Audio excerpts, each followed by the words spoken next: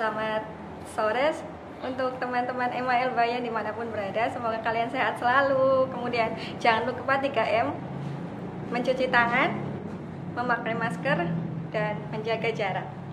Ya, untuk teman-teman MAL Bayan, sekarang saya sedang berada di kantor Kementerian Agama Cilacap bersama Bapak Imam Tobroni yang selalu ceria, cerdas, dan berkarisma. Beliau sangat intelek, jadi kita jadikan narasumber di YouTube channel MAL Bayan. Kemudian yang kedua, narasumber yang kedua yaitu kepala sekolah kita yang paling cantik, terutama di Kabupaten Cilacap. Kayaknya tidak ada lagi selain beliau. Beliau adalah Haja Faiko Suki, SHMPD. Ya, yang pertama saya mau berbincang langsung kepada Bapak Kepala Kantor Kementerian Agama Kabupaten Cilacap. Iya Pak, sehat Bapak? Alhamdulillah sehat Mbak. Gimana kabarnya? Alhamdulillah Bapak, kita jauh dari Majenang. Ya Pak, mau bincang-bincang seputar tentang madrasah nih Pak. Alhamdulillah madrasah sekarang booming banget. Itu kiatnya apa sih Pak yang pertama Pak? Terima kasih Mbak. Kita ini madrasah terus bergerak untuk menjadi lembaga pendidikan pilihan bagi masyarakat di Kabupaten Cilacap ini, khususnya agar madrasah ini terus mendapat kepercayaan, mendapat trust dari masyarakat, menjadi pilihan utama mendidik anak-anak kita. Kita punya program dengan namanya Sahabat Madrasah. Madrasah kita untuk mencari kawan sebanyak-banyaknya, siapapun menjadi sahabatnya. Ini serasa penting untuk terus kita gaungkan. Di samping itu madrasah kita di Kabupaten Cilacap ini saya melihat masing-masing sudah memiliki keunggulan-keunggulan. Yang keunggulan-keunggulan itu menjadi ikon, menjadi brand dari madrasah itu, sehingga madrasah semakin dikenal oleh masyarakat. Saya kira itu. Iya, terima kasih. Terus yang kedua saya mau tanyakan, berarti dibandingkan lembaga lain, keunggulan madrasah di situ apa bagaimana Pak? Oh, jelas madrasah itu banyak punya keunggulan. Satu tentu dari sisi pendidikan keagamaannya. Mendidik anak-anak kita di madrasah itu kaya dengan hasanah keilmuan agama. Yang ini menjadi bekal anak-anak kita. Selain bekal untuk membangun karakter anak-anak kita, menjadi karakter building, sekaligus untuk membangun kemampuan atau kompetensi anak-anak kita di bidang keagamaan. Ini keagamaan yang tentu membangun spirit, membangun semacam budaya kerja bagi anak-anak kita untuk menatap masa depannya. Sekaligus ini bekal keagamaan anak-anak kita untuk membangun jiwanya, kepribadiannya, mentalitasnya. Sekaligus juga untuk agar anak-anak kita menjadi bekal di akhirat kelak. Jadi kalau mendidik anak-anak kita itu di madrasah itu sekaligus orang tuanya itu sudah menanggung beban pendidikan keagamaan. Yang kedua, pendidikan umumnya. Pendidikan umumnya itu ada pelajaran matematikanya, IPA-nya, bahasa Indonesianya. Jadi dunianya dapat, akhiratnya juga dapat. Dari dua sisi ini sudah jelas. Di samping itu, madrasah-madrasah kita itu sebagaimana saya sampaikan punya keunggulan-keunggulan. Ada madrasah yang punya keunggulan di bidang life skill, keterampilan. Ada madrasah yang punya keunggulan di bidang literasi. Ada madrasah yang punya keunggulan di boarding school, pengembangan pondok pesantren.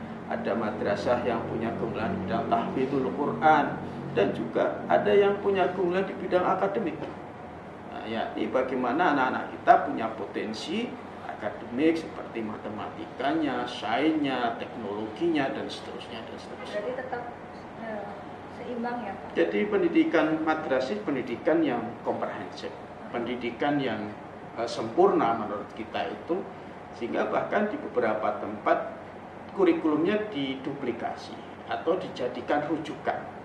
bahwa ada di situ pendidikan agamanya yang dibangun, di sisi lain juga pendidikan umumnya.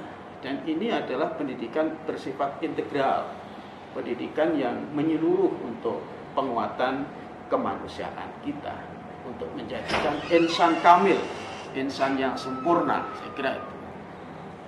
Tadi berbicara akademik ya Pak, nah, kita kan udah berapa bulan ini ketemu dengan pandemi seperti ini lah.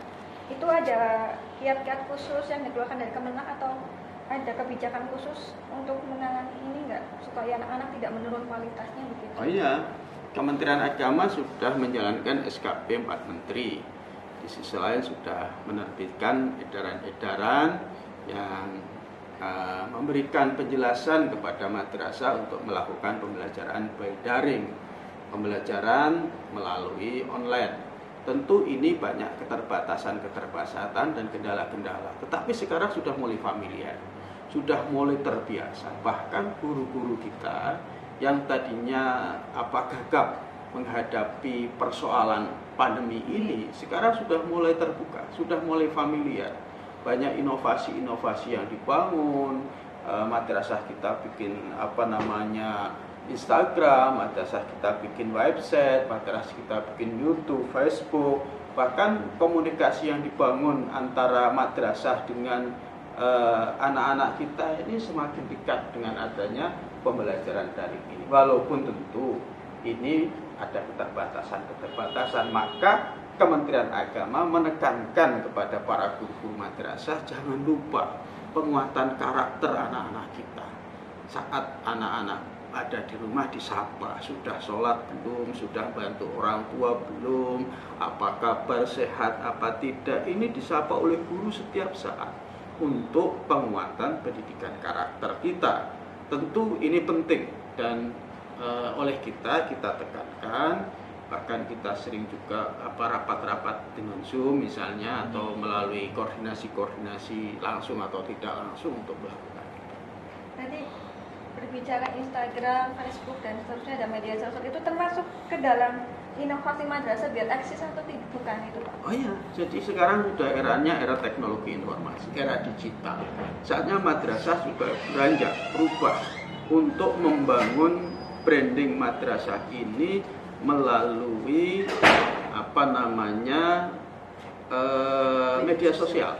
Ini sudah saatnya.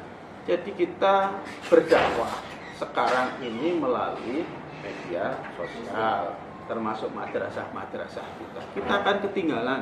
Berarti itu tetap satu cara buat menjaga eksis kita. Iya, makanya kita kan juga mengadakan lomba madrasah obat sebenarnya, film dokumenter Sahabat Madrasah, untuk mendorong supaya madrasah-madrasah kita mulai beranjak ke dunia manual kepada dunia digital. Iya, berarti tadi kan Bapak jelaskan juga tentang anak madrasah pasti ilmu agama sama ilmu umumnya seimbang dan baik. Nah, berarti output siswanya dibandingkan lembaga yang lain juga akan berbeda atau bagaimana Pak itu? Ya, mestinya harus berbeda. Karena ilmu keagamaan yang membangun karakter dan sikap mental itu akan melahirkan anak-anak kita semakin menjadi anak-anak yang kuat untuk menghadapi situasi apapun, kondisi apapun. Anak yang memiliki keimanan. Iman itu adalah sikap mental kita. Dia menghadapi problem apapun terhadap persoalan dunia ini, dia memiliki kekuatan tersendiri. Itu agama. Yang kedua, dengan ilmu umum dia akan memiliki keterampilan untuk menghadapi persoalan-persoalan sosial dan kemanusiaan. Dia memiliki keterampilan bagaimana dia harus membangun kewirausahaan. Dia memiliki keterampilan bagaimana untuk pengembangan ilmu pengetahuan teknologi selanjutnya. Jadi ini merupakan keunggulan yang dimiliki oleh madrasah, dan saya kira ini adalah hasanah kita, kekayaan madrasah yang tidak dimiliki oleh lembaga pendidikan yang lain, dan ini mesti harus dipertahankan. Merupakan warisan dari para pendahulu-pendahulu kita, dan itu ada di negeri kita Indonesia. Iya Pak, sekarang kita berbicara madrasah, ternyata saya juga membawa kepala madrasah yang hits banget, yang jadi vlogger juga sekarang. Dia punya YouTube Di subscribe juga YouTube-nya Faiko Subki. Ya, mantap ini. Terima kasih. Kepala madrasah ini ya.